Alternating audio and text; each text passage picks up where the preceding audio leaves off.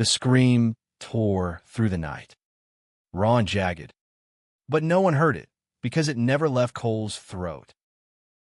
At 10 years old, he learned to swallow his pain, to bury it beneath the floorboards of a house that smelled of cigarette smoke and betrayal. By 25, that silence had become his armor, but it was cracking, and the world was about to see what lay beneath.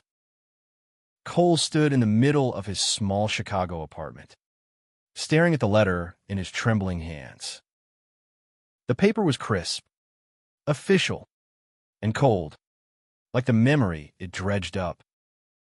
His mother's best friend, Roger, was being released from prison after 15 years. The man who had stolen pieces of Cole's childhood, who had left scars no one could see, was free. Cole's chest tightened, his breath shallow, as the past clawed its way back. He hadn't spoken Roger's name in years, hadn't told anyone, not his mother, not his friends, not even himself in the mirror. But now, the truth was rising like a tide, and Cole wasn't sure he could outrun it. Chicago's autumn wind howled outside, rattling the windows of his fifth-floor walk-up. Cole dropped the letter on the coffee table, next to a half-empty mug of black coffee and a dog-eared copy of Giovanni's Room. He paced, his sneakers scuffing the hardwood floor, his mind racing. He was no longer that scared boy in a small Indiana town, but the weight of those years pressed against his ribs. Roger had been a fixture in their home, charismatic, loud, always too close. Cole's mother, Linda, adored him, blind to the way his smiles turned sharp when she left the room. Cole had been too young to understand, too powerless to stop it. By the time he was 12, he'd learned to flinch at the sound of Roger's voice, to dread the weekends when his mother worked late. The abuse had been subtle at first, a lingering touch, a whispered comment, a game that felt wrong. Then it grew, a shadow that followed Cole into his dreams. He stopped talking about it because no one asked. Linda, consumed by her own struggles, 2 jobs, a crumbling marriage, never noticed her son's light dimming. Cole became a ghost in his own life, retreating into books and silence, his heart a locked room no one could enter. Now, at 25, Cole was a graphic designer with a sharp eye for beauty and a guarded heart. He'd built a life in Chicago, far from the Indiana house where Roger's laughter still echoed in his nightmares. He had friends, a decent job, and a city that thrummed with possibility. But he also had secrets. He was gay, a truth he'd known since he was 13, but hadn't shared with anyone, not out of shame, but out of fear that opening that door would let everything else spill out. The abuse, the silence, the guilt. Coming out meant facing himself, and Cole wasn't ready for that. His phone buzzed, pulling him back to the present. A text from Ethan, his co-worker and closest friend, lit up the screen. Drinks tonight? New bar on Halstead. You in? Cole hesitated, his thumb hovering over the keyboard. Ethan was different, warm, open, with a laugh that could unravel even Cole's tightest knots. They'd met at the design firm a year ago, bonding over late-night deadlines and shared playlists. Ethan was out, proudly so, with a confidence that both intimidated and drew Cole in. He typed back, sure. 8 p.m., the bar was tucked in Chicago's Boys Town, a neon-lit haven where Cole felt both at home and exposed. He arrived early, his dark sweater clinging to his frame, his nerves buzzing. Ethan was already there, leaning against the bar in a cream jacket that made his blonde hair glow under the lights. "You look like you've seen a ghost," Ethan said, sliding a gin and tonic toward him. "Maybe I have," Cole muttered, taking a sip. Ethan raised an eyebrow, but didn't push. That was the thing about Ethan. He knew when to wait. They talked about work, about the city's endless construction, about the new Janelle Monáe album.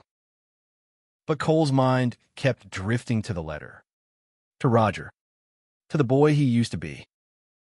When Ethan's hand brushed his on the bar, Cole flinched, then softened, his heart caught in a tug-of-war between fear and longing. "You okay?" Ethan asked, his voice low, his green eyes searching. Cole wanted to tell him everything about Roger, about the years of silence, about the part of himself he'd locked away. But the words wouldn't come. Instead, he nodded, forcing a smile.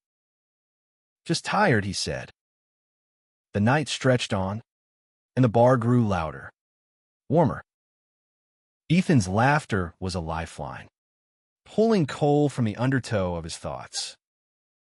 When they stepped outside into the crisp October air, Ethan stopped, turning to face him. "You don't have to tell me what's going on," he said, "but I'm here when you're ready." Cole's throat tightened. For the first time in years, he felt seen, not as the boy who'd been hurt, but as the man he was trying to become. They walked through the park, the city lights glittering in the distance. Ethan's shoulder brushed against Cole's, and for a moment, Cole let himself imagine a world where he could be whole, where he could love without fear, where his past didn't define him. But the letter was waiting at home, a reminder that some wounds don't heal on their own. Cole woke the next morning with the letter still on his coffee table, its presence like a bruise he couldn't ignore. Sunlight streamed through the window, but it did little to warm the chill in his bones. He hadn't slept well. Dreams of Roger's voice had haunted him, sharp and suffocating. He dragged himself to the design firm, where deadlines waited and Ethan's smile was a quiet anchor. They were working on a campaign for a local queer youth center, a project Cole had thrown himself into with a fervor he didn't fully understand. Maybe it was guilt, or maybe it was a way to rewrite his own story. He sketched logos, vibrant and bold, each line a small act of defiance against the shadows of his past. Ethan noticed the tension in Cole's shoulders, the way his pencil paused too long over the paper. "You're carrying something heavy," he said during a coffee break, his voice gentle but direct. Cole's instinct was to deflect, to hide, but Ethan's steady gaze made it hard to lie. "Just family stuff," Cole said, his voice barely above a whisper. Ethan nodded, letting the moment pass, but his hand lingered on Cole's arm for a second longer than necessary. That evening, Cole found himself back in Boys Town, this time at a small cafe where Ethan had invited him to meet some friends. The group was lively, a mix of artists and activists, their laughter filling the space. Cole felt like an outsider, his silence louder than their chatter. One of Ethan's friends, Javier, a trans man with a quick wit, leaned across the table. "You're quiet, Cole, but I bet you've got stories." Cole forced a laugh, his stomach twisting. "Stories. Yes, but not the kind anyone wanted to hear." As the night wore on, Ethan's presence became a tether. They ended up on a rooftop bar, the city sprawling below like a map of possibilities. Ethan leaned against the railing, his profile sharp against the skyline. "You ever feel like you're running from something, but you don't know what?" he asked, his voice soft. Cole's heart stuttered. He wanted to say yes, to confess the weight of Roger's shadow, But instead he said, all the time. Ethan turned to him, his eyes catching the city lights. You don't have to run alone. You know, the words hung between them, heavy with meaning. Cole's breath caught as Ethan's hand found his, their fingers brushing in a quiet promise. For a moment, the world felt safe. But then Cole's phone buzzed, a text from his mother. Roger's out. He wants to see you. Says he's sorry. The words hit like a punch, and Cole's hand slipped from Ethan's. He excused himself, stepping into the cool night air, his mind spiraling. Roger. Sorry? The idea was absurd, a mockery of the pain Cole had carried for years. He thought of his mother, oblivious to the truth, still tethered to a man who destroyed her son's trust. Anger surged, hot and unfamiliar. But beneath it was something softer, grief for the boy he'd been, for the mother who'd never asked why he stopped smiling. Back at his apartment, Cole stared at the letter again. He wanted to burn it, to erase Roger from his life. But he knew it wasn't that simple. The past wasn't a thing you could outrun. It was part of you, woven into your bones. He thought of Ethan, of the warmth in his touch, and wondered if he could ever be brave enough to let someone in. The next day at work, Cole threw himself into the youth center campaign, channeling his pain into purpose. He designed a poster with a single word, hope, in bold, vibrant colors. Ethan watched him work, his expression unreadable. You're good at this, he said, gesturing to the design. At making things beautiful, even when they're hard. Cole met his gaze, and for the first time, he felt the urge to tell the truth, not just about Roger, but about himself, about being gay, about the love he was afraid to claim. That night, they walked through Lincoln Park, the autumn leaves crunching underfoot. Ethan stopped by a fountain, the water catching the moonlight. I like you, Cole, he said, his voice steady but vulnerable. I don't know what you're carrying, but I want to know you, all of you. Cole's heart pounded, torn between fear and longing. He took a step closer, their breaths mingling in the cold air. And for the first time, he let himself hope that he could be more than his past. Cole's world felt like it was splitting open, and Ethan was the only thing keeping him from falling apart. They stood by the fountain, the city's pulse thrumming in the distance, and Cole's heart raced with a truth he'd never spoken aloud. I'm gay, he said, the words trembling but clear.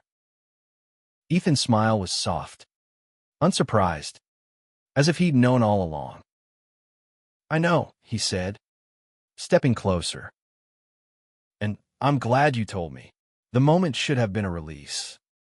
A weight lifted, but Cole felt the past clawing at him. Coming out wasn't just about claiming his identity. It was about facing the boy who'd been silenced, the boy Roger had broken. Ethan's hand found his, grounding him, and Cole let himself lean into the warmth, even as fear gnawed at his edges. The next day, Cole's mother called. Her voice was cheerful, oblivious, as she talked about Roger's release. He's changed. Cole, she said. He wants to make things right. Cole's grip on the phone tightened, his knuckles white. He wanted to scream, to tell her everything, but the words caught in his throat. Instead, he said, I don't want to see him. Linda's silence was heavy, confused, but she didn't push. She never did. Work became Cole's refuge. The youth center campaign was gaining traction, and Cole poured his pain into every design, every color choice. Ethan noticed Of course, he always did. During a late-night session at the firm, he slid a sketch pad toward Cole. "Draw something for you," he said. "Not for the campaign. Just for you." Cole hesitated, then picked up the pencil. His lines were jagged at first, then softer, forming the outline of a boy standing in a field, his back to the world. Ethan watched, quiet, and when Cole finished, he said, "That's you, isn't it? The part you don't let anyone see." Cole's throat burned. He wanted to tell Ethan about Roger, about the nights he'd spent hiding in his room, about the silence that had become his prison. But the words felt too heavy, too dangerous. Instead, he reached for Ethan's hand, their fingers intertwining over the sketch pad. It was a small act, but it felt like a rebellion against the past. The next weekend, Ethan invited Cole to a queer art exhibit in Wicker Park. The gallery was alive with color and defiance, paintings and sculptures that screamed of resilience and love. Cole felt exposed, as if the art could see through him. But Ethan's presence was a shield. They stopped in front of a piece, a collage of broken mirrors, each shard reflecting a different face. "It's about surviving," the artist said, passing by. "About putting yourself back together." Cole's chest ached. He wanted to be that strong. But Roger's release was a reminder that some pieces were still missing. That night, they ended up at Ethan's apartment, a cozy loft filled with plants and vinyl records. Ethan put on a jazz album, the notes soft and mournful, and they sat on the couch, knees touching. "You don't have to tell me everything," Ethan said, his voice low. "But I see you, Cole. And I'm not going anywhere." Cole's eyes stung, and he leaned forward, their lips meeting in a kiss that was both tender and desperate. It was his first real kiss, raw and unguarded, and it felt like a door opening, a door he'd kept locked for too long. But the past wasn't done with him. The next morning, Cole found an email from Roger. "I need to see you, Cole. I'm sorry for what happened." Let me explain. The words were a violation, a trespass into the life Cole had fought to build. He deleted the email, but it lingered, a poison in his veins. He didn't tell Ethan, didn't want to taint the fragile hope between them. But the fear was back, sharper now, and Cole wondered if he'd ever be free. At work, the youth center campaign was nearing its launch. Cole designed a mural for the center's entrance, a vibrant phoenix rising from ashes, its wings spread wide. It was a symbol of everything he wanted to believe in: rebirth, resilience, love. Ethan stood beside him as they unveiled the design to the team, his hand brushing Cole's in silent support. For the first time, Cole felt like he could be more than his pain, like he could build something beautiful from the wreckage. Cole's life was a tightrope, and every step felt like it could send him plummeting. Ethan was his balance, his steady hand, but Roger's email had shaken the wire. Cole hadn't responded, hadn't told anyone, but the words burned in his mind. "I'm sorry for what happened." Sorry wasn't enough. It couldn't erase the nights Cole had spent scrubbing his skin raw, trying to wash away the memory of Roger's hands. He threw himself into the youth center campaign, the mural now a beacon of hope in his chaotic world.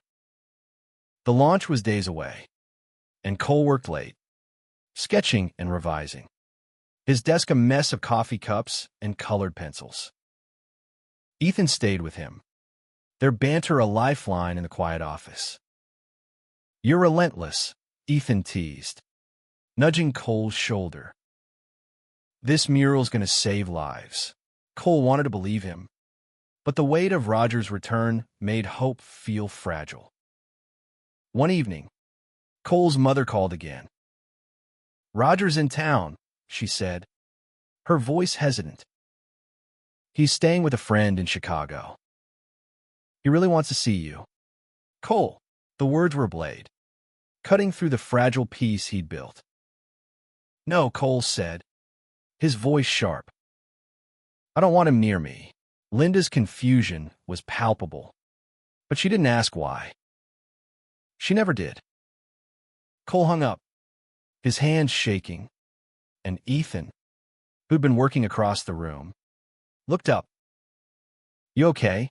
he asked, his voice soft but urgent. Cole wanted to lie, to say he was fine, but the truth was clawing its way out. He sank into a chair, his head in his hands. "There's something I haven't told you," he said, his voice barely audible. Ethan knelt beside him, his presence steady, unwavering. "Whatever it is, I'm here," he said. And so, haltingly, Cole began to speak. He told Ethan about Roger, about the touches that felt wrong, the nights of fear, the silence he'd carried for years. The words were jagged, tearing at his throat, but Ethan listened, his eyes never leaving Cole's. When Cole finished, he felt raw, exposed, but also lighter, as if he'd shed a piece of the armor he'd worn for so long. Ethan reached for his hand, his grip firm. "You didn't deserve that," he said, his voice thick with emotion. "None of it was your fault." Cole's eyes burned, and he let himself cry for the first time in years. The tears a release he hadn't known he needed. The next day, Cole felt different, vulnerable, but also stronger. He and Ethan worked side by side, their connection deeper now, forged in truth. The youth center mural was nearly complete, a testament to survival, and Cole felt a flicker of pride. But the peace was short-lived. That evening, as he left the office, he saw a figure across the street, a man with Roger's build, his posture unmistakable. Panic surged, and Cole froze, his breath shallow. The man turned, and it wasn't Roger, just a stranger, but the fear lingered, a reminder that Cole wasn't free. He told Ethan about the sighting, about the email, about his mother's insistence. Ethan's jaw tightened, but his voice was calm. "You don't owe him anything," he said. "Not an explanation, not a meeting, nothing." Cole nodded, but the fear was a shadow he couldn't shake. He wanted to believe he could move forward, but Roger's presence in Chicago felt like a storm cloud on the horizon. The youth center launch was a whirlwind of energy and hope. Cole stood in front of the mural, the phoenix glowing under the lights, as queer youth and community members gathered. Ethan was by his side, his hand brushing Cole's in a quiet gesture of support.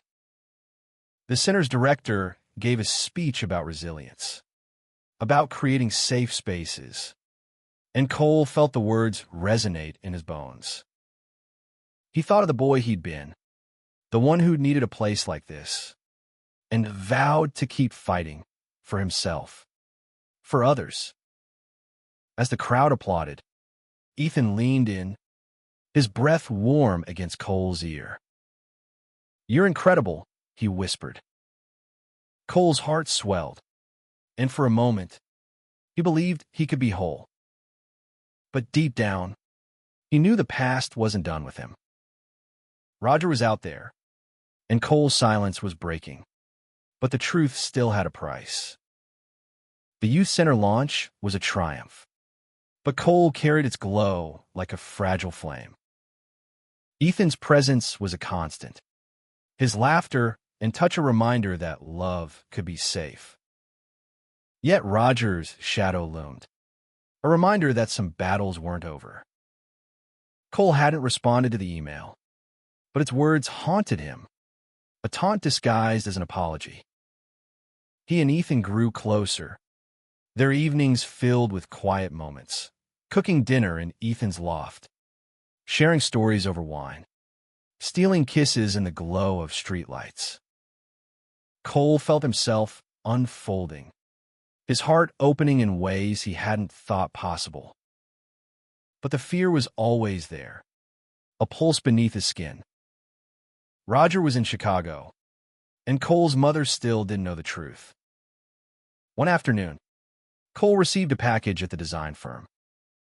It was small, unmarked, with his name scrawled in shaky handwriting. Inside was a photograph, an old Polaroid of Cole at 10, smiling shyly next to Roger at a barbecue. A note was tucked behind it. "I'm not that man anymore. Please, Cole, let's talk." The sight of Roger's handwriting made Cole's stomach lurch. He tore the photo in half, his hands trembling, and shoved it into a drawer. Ethan found him moments later, his face pale. "What's wrong?" he asked, his voice sharp with worry. Cole told him about the package, the note, the photo. Ethan's eyes darkened, his jaw tight. "He's trying to control you again," he said. "Don't let him." Cole nodded, but the fear was a tide, pulling him under. He wanted to be strong, to be the man Ethan saw, but Roger's presence felt like a violation of the life he'd built. That night, Cole went to therapy for the first time. He'd resisted for years, afraid of what he'd uncover. But Ethan's encouragement had tipped the scale. The therapist, a kind woman named Dr. Patel, listened as Cole spoke of Roger, of the silence, of the guilt he carried for not speaking sooner. "You were a child," she said gently. "You did what you had to do to survive." The words were a balm, but they also cracked something open, and Cole left the session feeling raw, exposed, but oddly hopeful. He told Ethan about the session over dinner, their plates pushed aside as they talked late into the night. "I'm proud of you," Ethan said, his hand covering Cole's. "You're facing this, and that's everything." Cole smiled, his heart full, but the package was still in his mind, a reminder that Roger wasn't gone.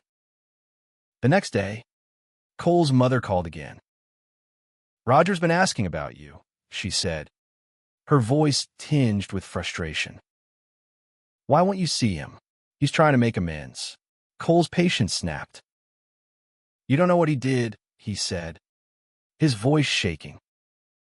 "You never asked why I changed. Mom, you never saw me." Linda's silence was deafening, and when she spoke, her voice was small. "What did he do?" "Cole." For the first time, Cole told her haltingly, painfully about the abuse, the fear, the years of silence. Linda sobbed, her apologies a flood, but Cole felt no relief, only exhaustion. He hung up, his heart heavy, and went to Ethan's apartment.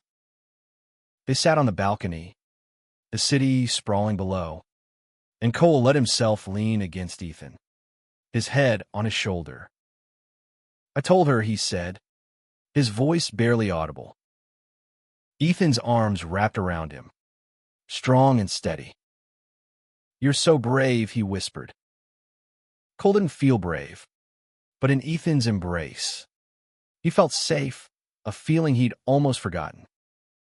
The youth center mural was complete, a vibrant symbol of hope, and Cole felt a flicker of pride every time he saw it.